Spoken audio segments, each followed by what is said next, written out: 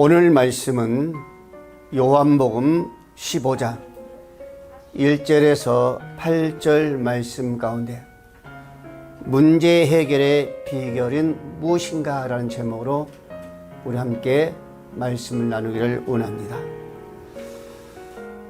오늘 저와 여러분들이 이 말씀을 통해 다시 한번 우리의 모든 신앙과 삶을 되돌아 보는 시간이 되었으면 참 좋은 시간이 아닐까라는 생각을 합니다.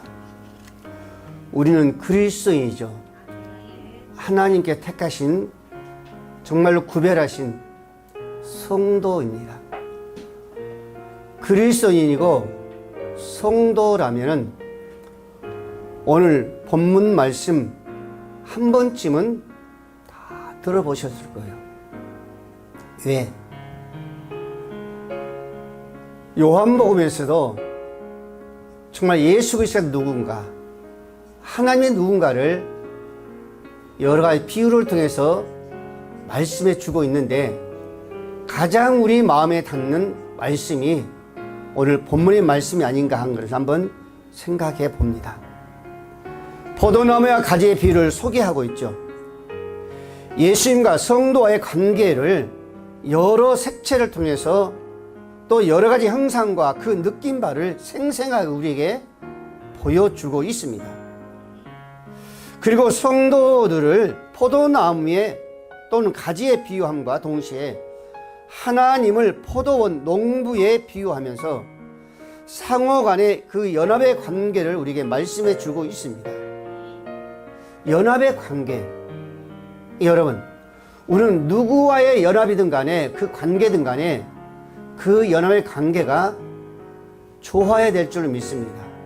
누구의 연합의 관계든지, 친구와의 관계든지, 부모의 관계든지, 부부의 관계든지, 스승의 관계든지, 우리는 직장의 그 상사의 관계, 동료의 관계든지 좋아야만이 우리 삶 속에, 생활 속에, 특별히 우리 그리스도 성도로서의 하나님과의 그 관계가, 연합의 그 관계가 좋아야만이 우리는 좋은 신앙의 열매를 맺어간 줄로 믿으시길 바랍니다. 그래서 여러분들 오늘 이사야 5장 3절 말씀에 그랬습니다. 예루살렘의 거민과 유다 사람들아 구하노니 이제 나와 내 포도원 사이에 판단하라. 내가 내 포도원을 위하여 행한 것 외에 무엇을 더할 것이 있으랴. 내가 좋은 포도 맺기를 기다렸거늘 들 포도들을 맺히면 어찌 민고 라고 말씀하셨고, 또 에레미야 선지자를 통해서 2장 21절 말씀에 내가 너를 순전한 참 종자 곧 귀한 포도나무로 심었거늘 내게 대하여 이방 포도나무의 악한 가지가 됨을 어찌 미뇨라고 말씀하고 있습니다. 하나님을 농부로, 그리고 이스라엘 백성들 포도나무로 비유하시면서 구약에서도 이렇게 종종 말씀해 주고 있습니다. 여러분, 구약의 이스라엘 백성들은 하나님께서 당신의 포도원을 심고 가꾸신 참 포도나무와 같습니다. 그런데도 불구하고 하나님의 그 기대와는 달리 좋은 포도 열매 맺지 못하고 불량한, 원하지 않는, 버릴 수밖에 없는 돌 포도나무를 표현하고 있습니다. 하나님은요, 그 포도나무를 심을 때는 그걸 원하지 않습니다. 여러분, 오늘 본문의 말씀에도 예수님은 당신의 포도나무, 우리에게 뭐랬어요? 가지로 비유하셨습니다. 당신이 포도나무란 겁니다. 그리고 여러분들, 불순종함과 그 타락의 모습을 보인 그 이스라엘 백성들과는 전혀 달리 당신은 온전한 순종과 헌신을 하나님께 바칠 정말 새로운 이스라엘의 그 모범 보인 것을 우리가 볼 수가 있습니다. 이스라엘 백성과는 전혀 다른 새로운 모습이죠. 당신이 어떤 자라는 것, 누구라는 것을 말씀하고 있는 겁니다. 그리고 성도들은 포도나무이신 예수 그리스도와 생명력 연합을 이루게 될 때에 하나님과의 원하시는 그 풍성한 그 영적인 그 열매를 우리 삶 속에서 맺을 수 있다는 것을 우리에게 지금 말씀해 주고 있습니다. 오늘 말씀을 보십시오. 1절 2절 말씀에 뭐라 하겠습니까? 내가 참 포도나무요 내 아버지는 그 농부라고 말씀하십니다. 예.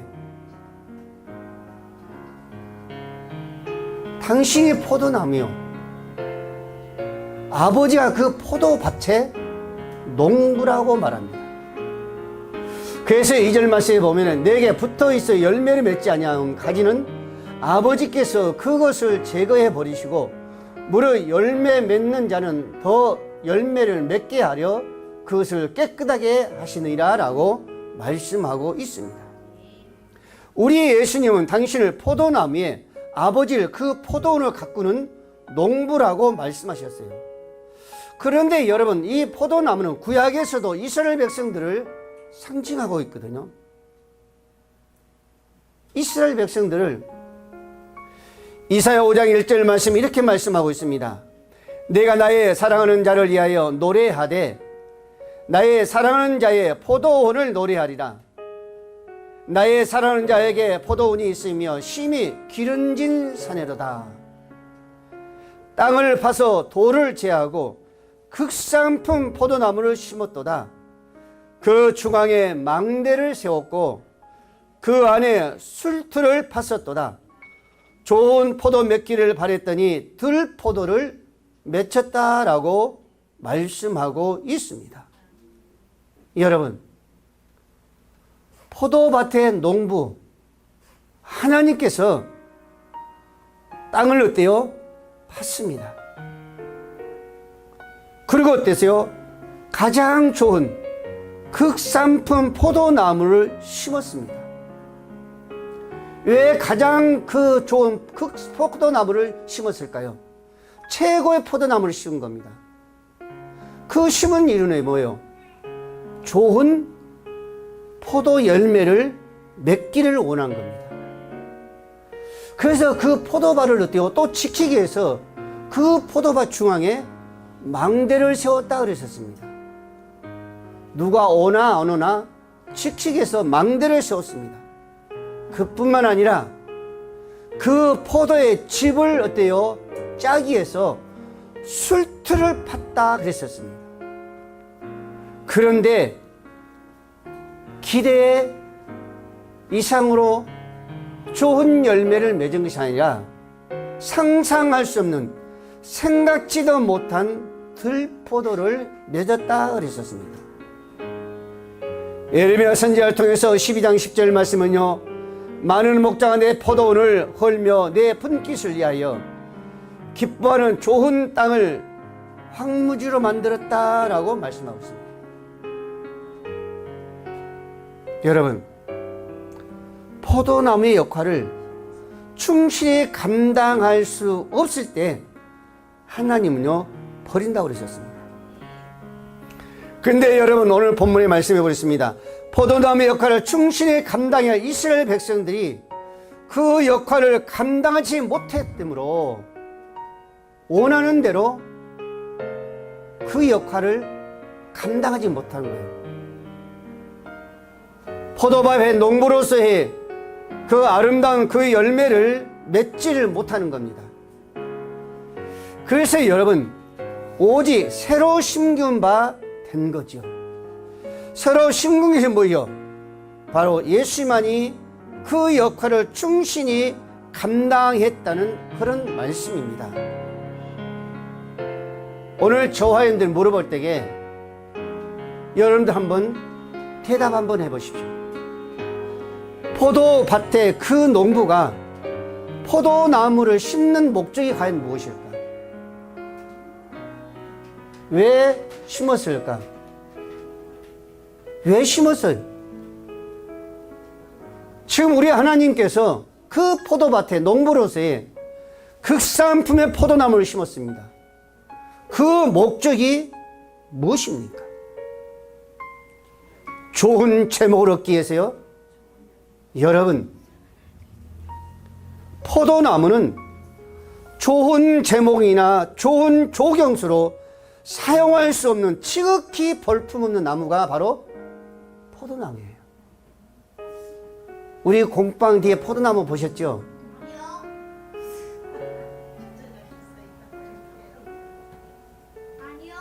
지금 몇 년이 됐는데도 역시 그 포도나무는 줄기에 불과합니다.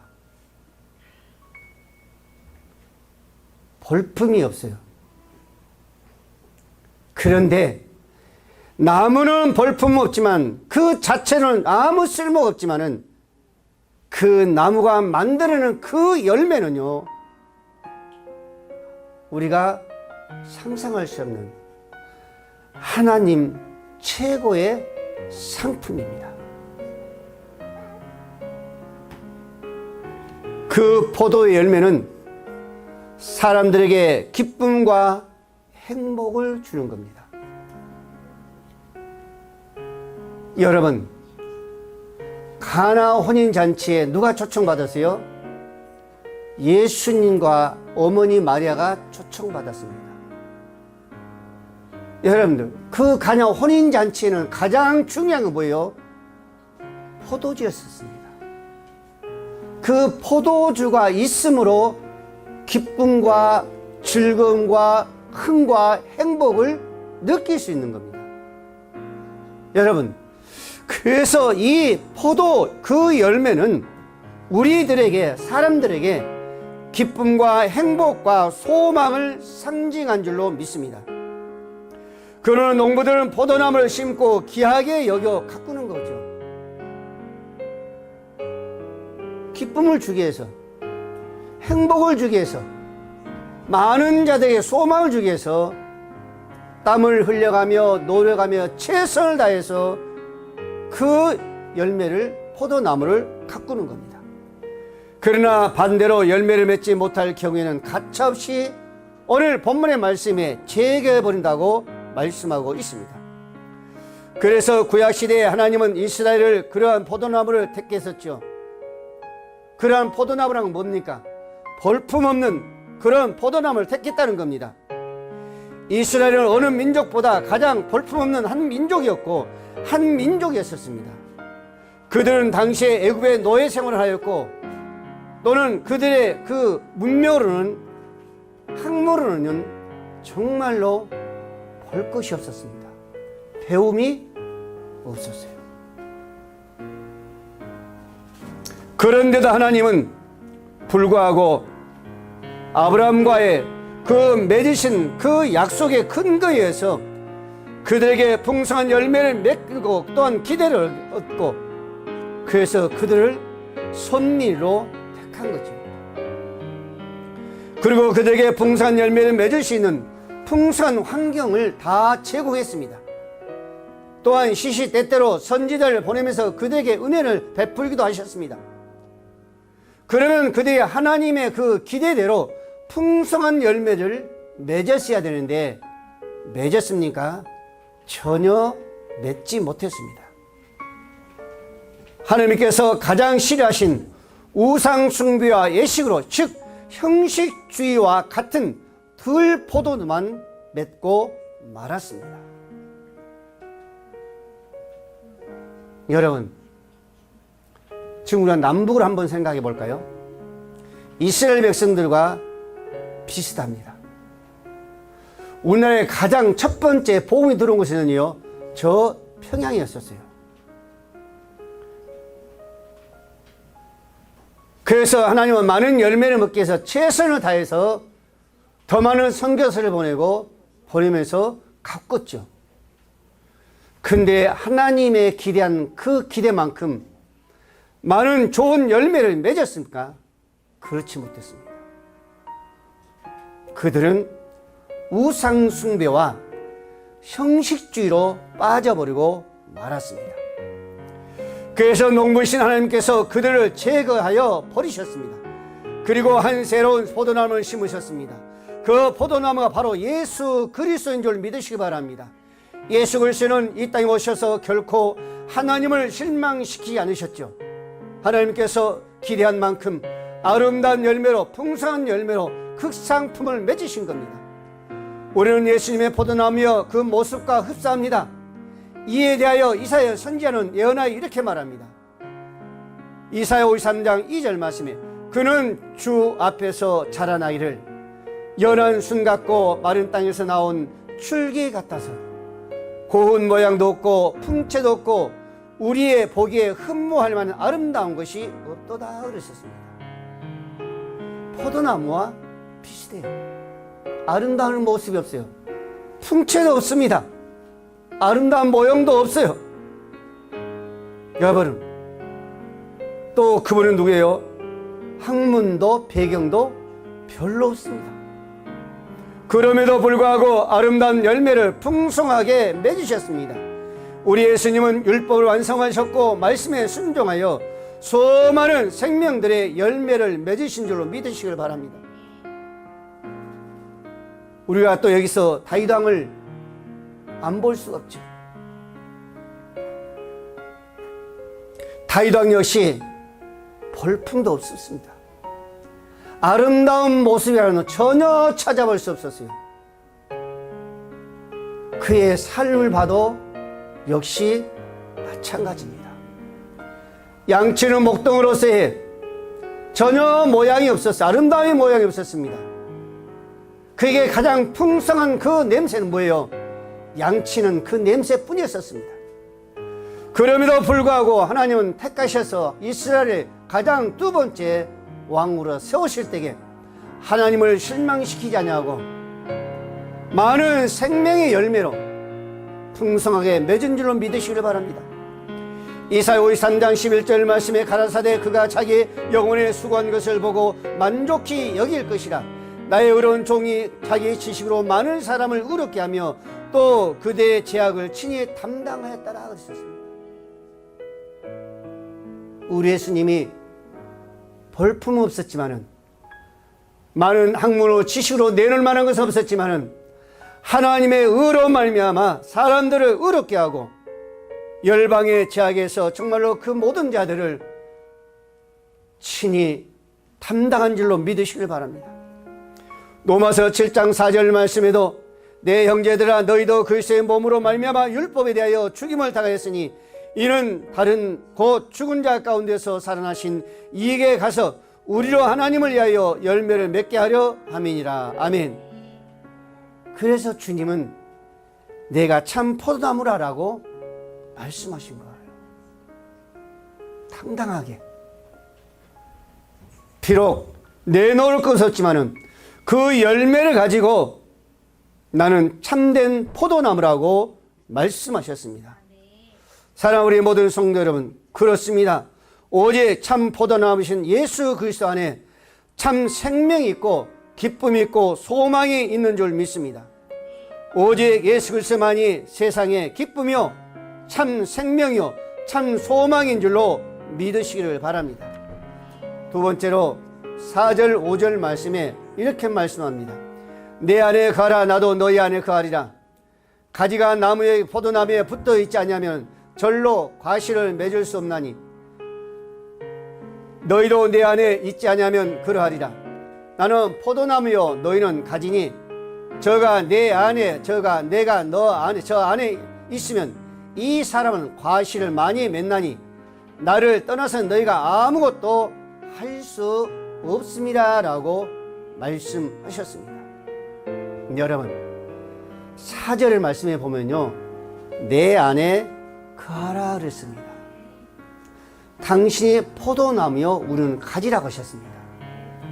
가지는 반드시 포도나무에 붙어 있어야 된다는 것을 강조하고 있어요. 5절 말씀 뭐라고 합니까? 나를 떠나서 너희가 아무것도 할 수 없다고 했습니다. 나를 떠나는 아무것도 할 수 없다고 그랬었습니다. 여러분 우리 성도 가지로서의 포도나무신 예수 안에 거하지 않냐고 붙어있지 않아 아무것도 열매는 이룰 수가 없습니다. 사랑이요 불가능합니다. 감사여 불가능합니다. 하나님을 떠나서는, 포도나무신 예수 그리스도를 떠나서는 우리는 아무것도 할 수 없습니다.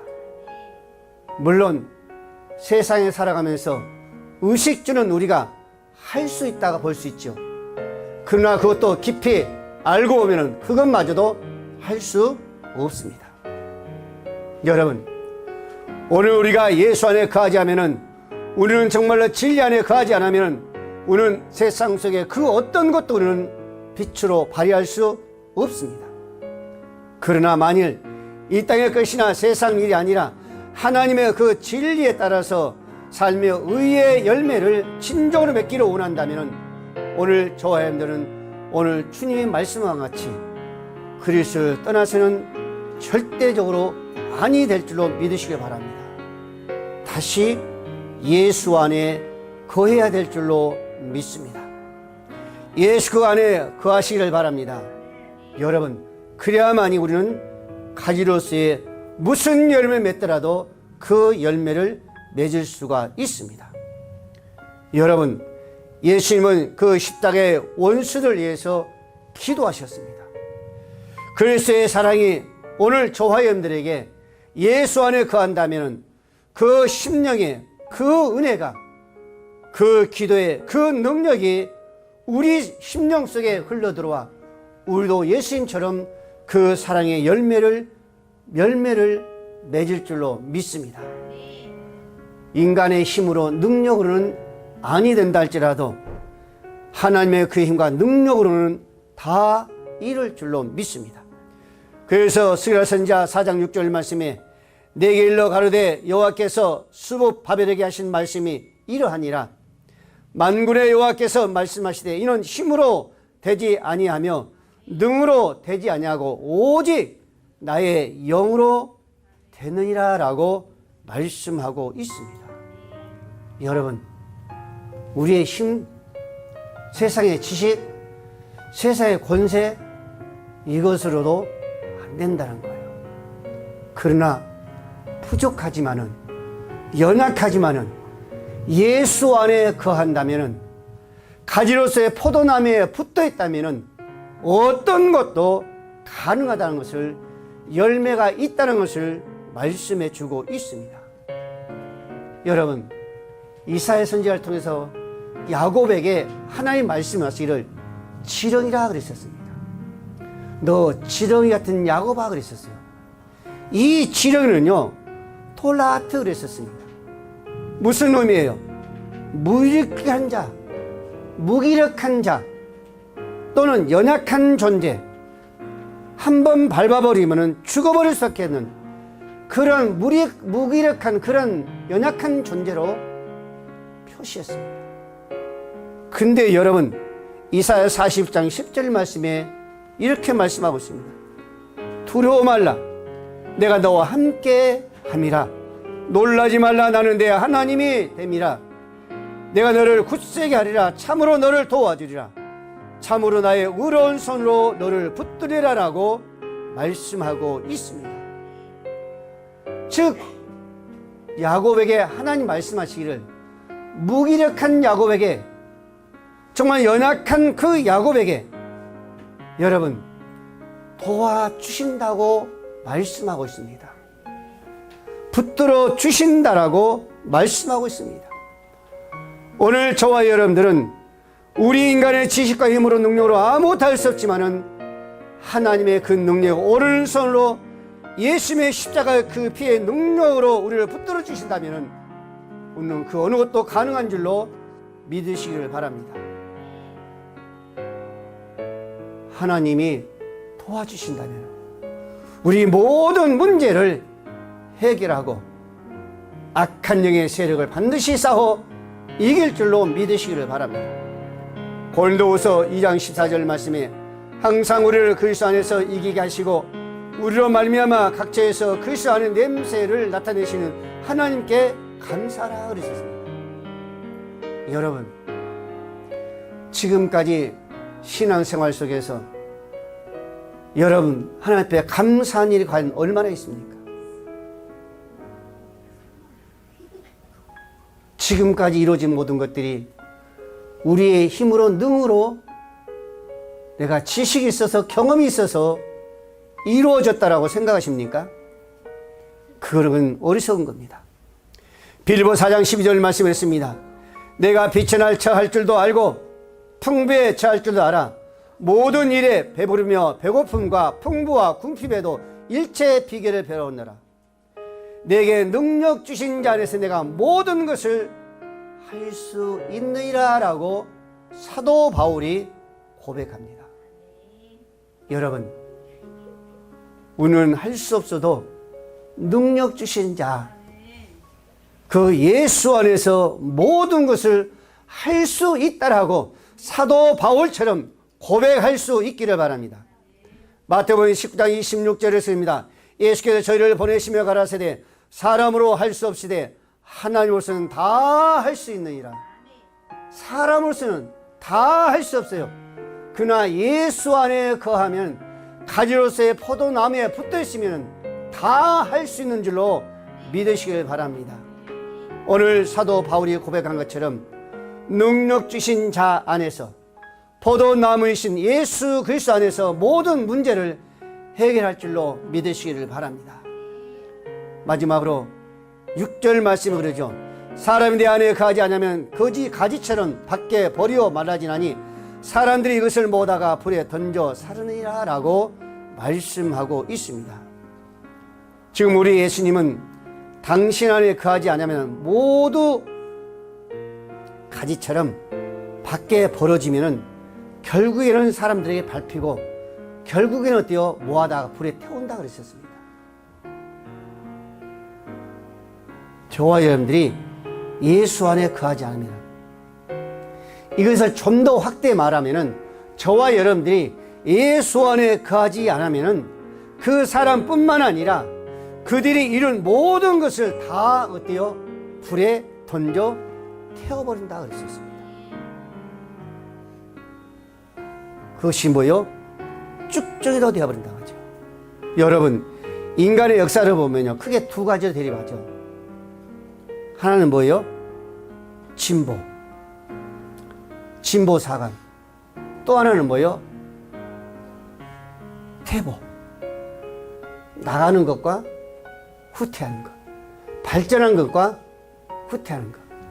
그래서 많은 학자들이, 많은 사람들이 지식층에 하나같이 그들의 입으로 말하는 것은 뭐예요? 퇴보가 아니라 진보입니다. 앞으로 발전이에요. 문명도 산업도 문화도 여기서 퇴보자냐고 점점점 발전한다는 겁니다. 근데 여러분, 성경적인 근거로 볼 때에 세상 사람들의 그 신념과는 믿음이 반드시 옳은 것이라고만은 단정하고 있지 않습니다. 그것이 맞다, 그렇게 이야기하지 않습니다. 우리가 성경에 보면요, 그게 다가 아닙니다. 왜? 마지막 때가 가까울수록 분쟁과 싸움이 빈번하고 다툼과 불법이 도덕적으로 타락하며 모든 재앙은 먹과 같이 노아 홍수 때 같이 홍수처럼 밀려온다 그랬었습니다. 이것을 볼 때에 지금 많은 학자들이 말한 것 같이 갈수록 모든 것이 끝없이 발전과 풍성은 이루지 못합니다. 디모데후서 3장 1절 말씀에 사도 바울이 말합니다. 내가 이것을 알라 말세에 고통하는 때가 이르르니. 여러분, 지금 우리가 살아가고 있죠. 신앙생활 하겠습니다. 여러분, 앞으로 여러분 생각에 여러분들이 미래의 눈을 열어봤을 때에 어떻게 생각하세요? 우리 사이 평안하다고 생각하세요? 사도 바울은 그렇게 말하지 않습니다. 고통하는 때가 다가온다 그랬습니다. 사람들은 자기를 사랑하며 돈을 사랑하며 자긍하며 교만하며 해방하며 부모를 거역하며 감사치 않으며 거룩하지 않으며 저는 이 말씀을 준비하면서 2000년 전 그 역사에 그 사도 바울이 그 예수님께서 그 하나님께서 어떻게 하면은 지금 이 시대를 바라보면서 말씀하셨을까? 또다시 한번 깜짝 놀랐습니다. 1년 전도 아니고 몇천 년 전에 이런 예언의 말씀을 주시다니, 여러분 한번 생각해 보셨어요? 3절 말씀해 보세요. 무정하며 원통을 풀지 아니하며 참소하며 절제하지 못하며 사나우며 선한 것을 좋아하지 아니하며 배반하며 팔며 조급하며 자고하며 쾌락을 사랑을 하나님 사랑하는 것보다 더하며. 디모데전서 후서 3장 1절 2절 3절 4절 말씀에 보면은 앞으로 우리가 살아갈 것은요 똑같습니다. 돈을 사랑하죠? 여러분들 가면 갈수록 왜 그렇게 원통합니까? 왜 그렇게 악한 것을 좋아하는지요?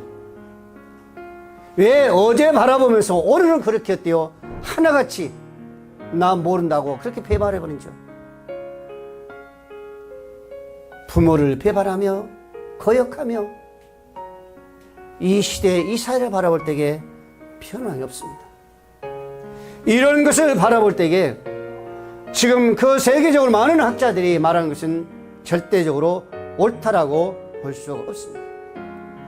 발전을 발전할수록 우리 삶이 좀 좋을수록 우리 인간들은 고통스럽게 되어 있습니다. 그래서 사도 바울은 또 말합니다.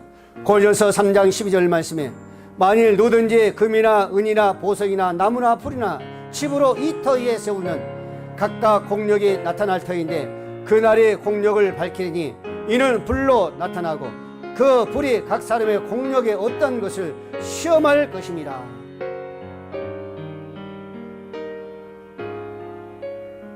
하나님은 마지막 때에 다 태워버린다고 그랬습니다.